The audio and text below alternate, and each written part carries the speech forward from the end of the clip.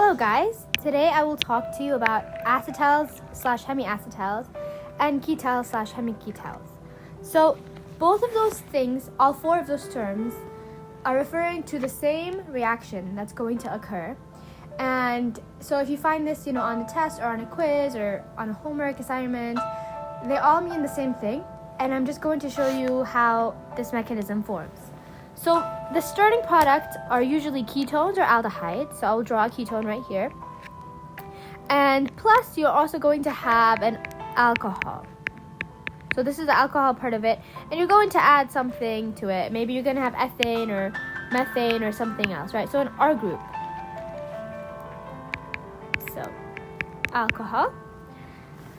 And this is going to be a nucleophilic addition reaction. Right? So it's going to be a nucleophilic attack, basically. So, do you guys see a problem here right off the bat? Well, there's a problem. And the problem is that the nucleophile, in this case, which is an alcohol, is not very nucleophilic. It's very, very poor. It's a very poor nucleophile. So in order to make this reaction actually proceed, we're going to need to add acid, so HCl. So what's going to happen is you're going to have this oxygen capture this hydrogen, and this will donate its electrons off to chlorine. So you're going to have this occur. Right? You're going to have a plus charge on this oxygen. And you can do this by formal charge. The way I remember formal charge is doing valence electrons minus lines minus dots. So obviously there's a bond right there. So there are three lines. I have 3 lines right here. I have 1, 2, and 3.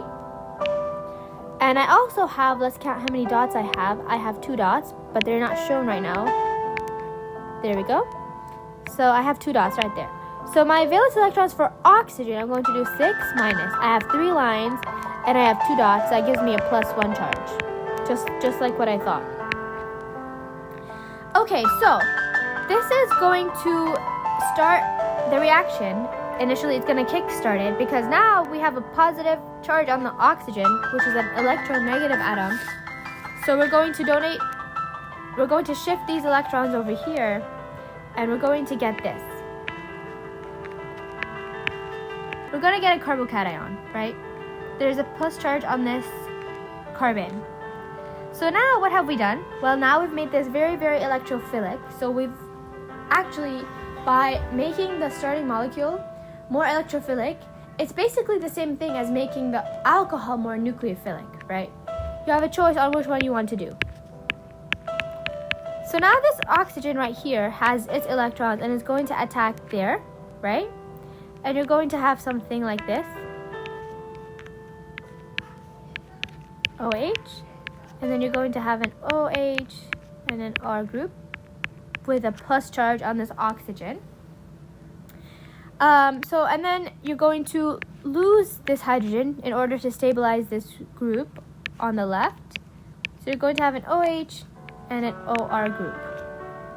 At this point, we can pause and say, this is my hemi, whether it's hemiketal or hemiacetal. I'll just do hemiacetal, right?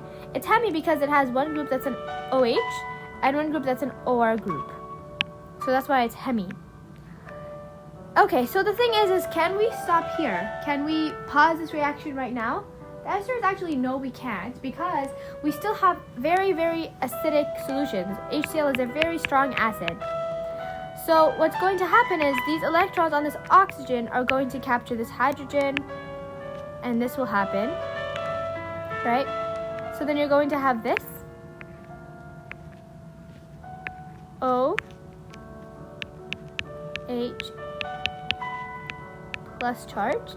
And you're going to have an OR group with its electrons, right?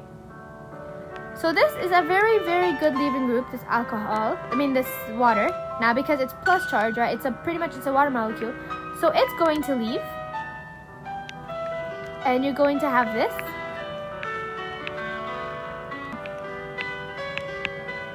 Plus.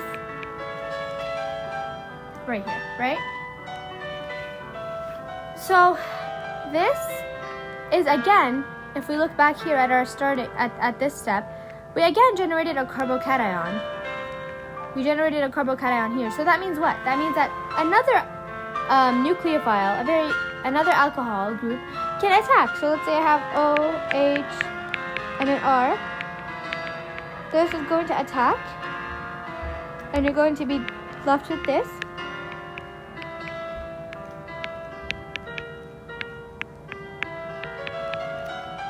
And then finally, you're going to lose another hydrogen,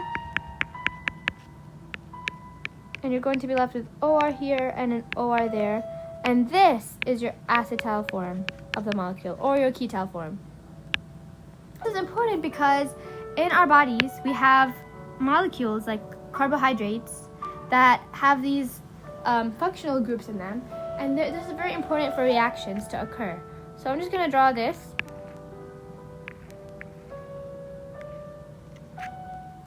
Right?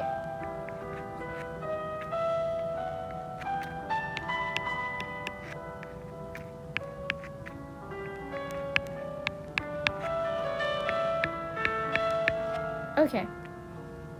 So let's look for a hemiacetal or acetal functional group in this molecule. And we've already said that it's going to be a carbon that's attached to an O and an O. Whether it's an OH or an OR determines whether it's going to be hemi or just full-blown acetal. Oops.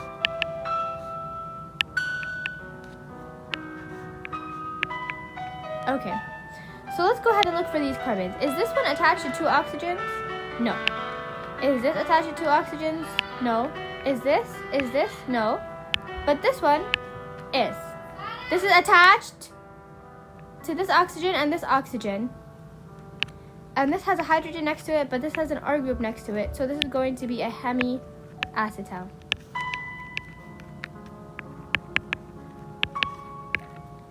So yeah, this is just like a quick overview of what the reaction mechanism looks like, and I gave you guys an example. So if you guys want any more videos or any more explanations, please just like or comment or subscribe.